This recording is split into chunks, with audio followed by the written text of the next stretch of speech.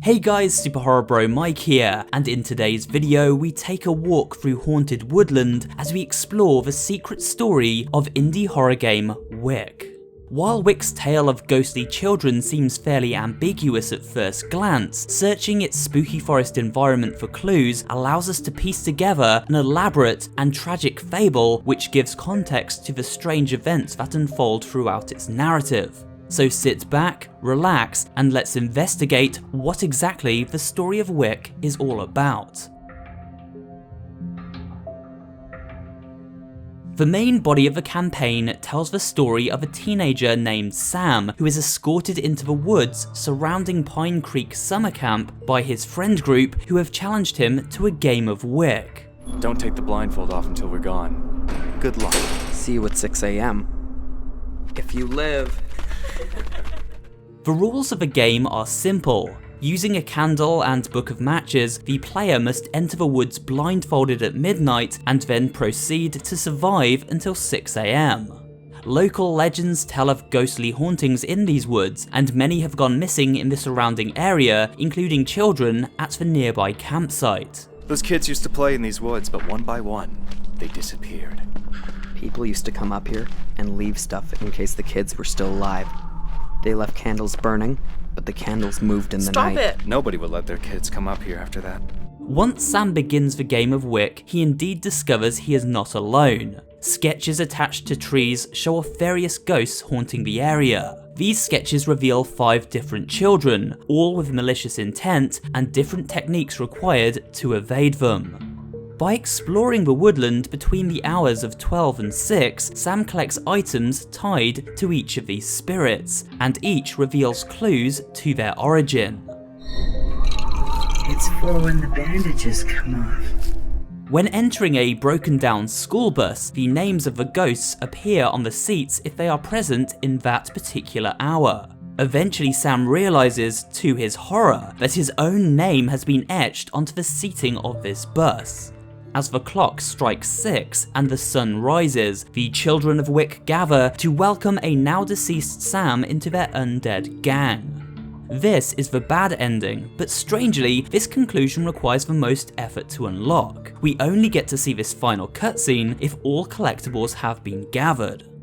However, Wick's story doesn't begin and end with Sam. It is expanded upon in the DLC content No Way Out. This short expansion acts as a prequel and is set many months before the events of Sam's tragic tale.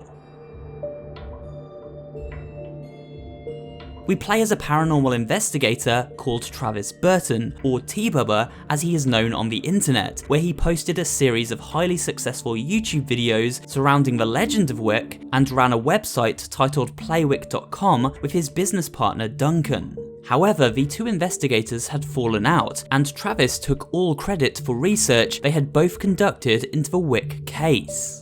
With Duncan out of the picture, Travis travelled to the site of the missing persons reports alone one night. He had heard of a series of unmarked graves and wanted to document them for his website. Hey guys, T-Bubber here, coming at you with my latest episode. You guys sure are loving the scary stuff. 500,000 views on that last one?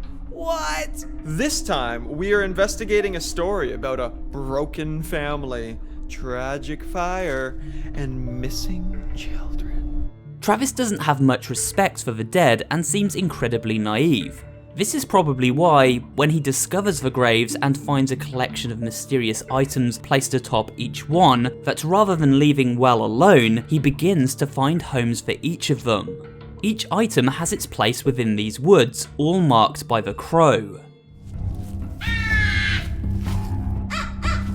Where were the rest of them? The rabbit is placed on top of this well, for example, while this mask is hung on a tree branch by the old shed.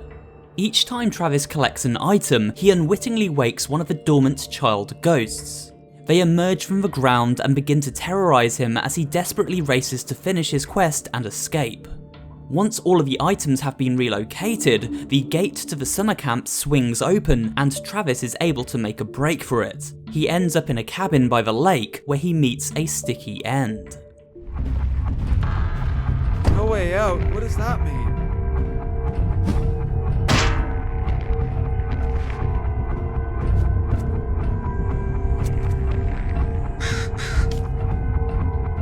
Afterwards, his old co-worker Duncan is interviewed by the police, who were unable to locate Travis's body. Playing Wick? That's your theory? He probably ran away with his internet girlfriend after he got tired of everyone else calling him a freak. Yet another missing person, and plenty of evidence collected along the way. If you've played Wick and conducted a thorough sweep, then by this point you have everything you need to piece together the origins of these ghostly children and their eccentric family. To understand why the events we just covered happened, we need to rewind to the early 1900s and examine the lives of the Weaver family, who lived in relative isolation at a mountain location known as Mount Todd. The family was made up from husband and wife John and Mary Weaver and their 5 children, Tim, Tom, Caleb, Benny, and Lillian.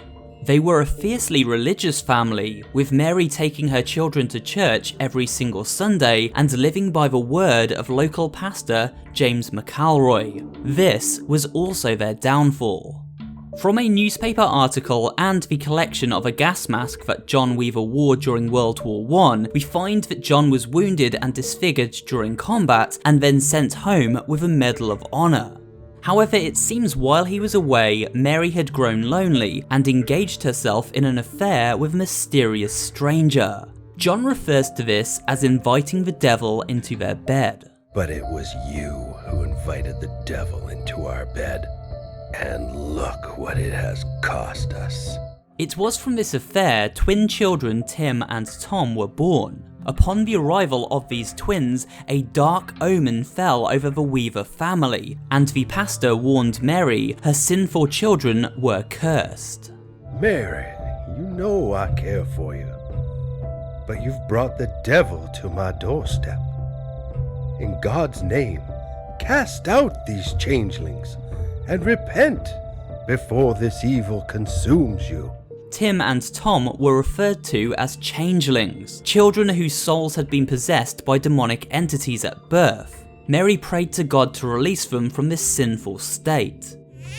God, be merciful to me. Wash away all my evil. Make me clean from this sin. We also get to see a rare Easter egg during the DLC chapter, where the pastor attempts to exorcise the demon invading the Weaver family. Depart, then, transgressor! Depart, seducer, full of lies and cunning! Give place, abominable creature! Give way, you monster! I cast you forth into the outer darkness, where everlasting ruin awaits you!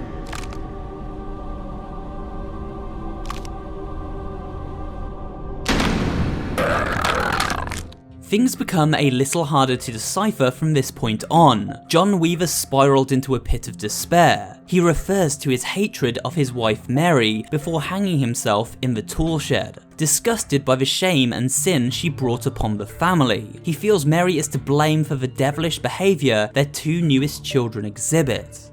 Your demon stole the rest of me, piece by piece. My final prayer is that you pay with your own life, as I now pay with mine. After John's death, it seems Mary snapped and decided to end her own life by burning down the family home along with her children. We catch sight of a flashback to this event while playing Sam's story. Curiously, during subsequent police investigations into the fire, only the bodies of John and Mary Weaver were discovered. Their 5 children were all missing. So, what exactly happened to them? The best way to work out the fate of the Weaver kids is to examine each individually and use evidence given to make an educated guess. This is because no definitive answers are ever given. Tim and Tom are twins and believed to be changelings stolen by the devil at birth, as referenced by their own brother Benny. My uncle said that fire was no accident. Knew the family. Went to camp with that boy, Benny. Always preaching about twin brothers stolen in their sleep by the devil. The most obvious explanation for Tim and Tom's fate is to link them to the fire at the Weaver house, the same fire that Mary herself died in. While we cannot conclusively say whether or not Mary started the fire, it does seem likely. When exploring the forest and coming into contact with each of these twins, we hear them making coughing and wheezing noises as if struggling to breathe. This would make sense if they did die from asphyxiation during a fire due to lack of oxygen. We also know these twins were very close, and Tim references an accident Tom was involved in which caused him to become quite deformed. He even made 2 masks to help Tom feel better and hide his scars. Do you think he'll like it, Mama? We also hear Tom threaten someone while examining his pocket knife. You hurt him, and I'll hurt you. This is a good indication that the brothers were highly protective over one another and would become dangerous when endangered themselves. From Tim's appearance, it seems he never properly recovered from his terrible accident before perishing in the fire. After returning from death, it is believed these twins were responsible for the disappearance of their brothers and sister. Benny is the oldest of the children and was highly religious. He attended church every Sunday with his mother, and it's quite telling that his key items are a homemade cross and Bible. It seems he was also quite lazy, as he sleeps during each night, only stirring if we get a little too close. It also seems he may have suffered from dyslexia, as he writes his name with a backwards E. It's hard to tell exactly how Benny died, but in the No Way Out DLC we do see his alternate form, and here it is evident his neck was badly wounded and slashed. In life, Caleb was known as a prize-winning athlete, winning the local marathon he often partook in. In death, Caleb is the most horrifying of all the Weaver family. He has a mummified, skeletal appearance with torn, ragged clothing and a decaying body. Caleb tunnels under the forest floor, leaping out at the last second in a bid to grab his prey and drag them into his earthen lair. Looking at all of this evidence, it is logical to conclude that he was buried alive, a claim backed up by a shovel we find during our adventure, a shovel with a chilling audio file attached.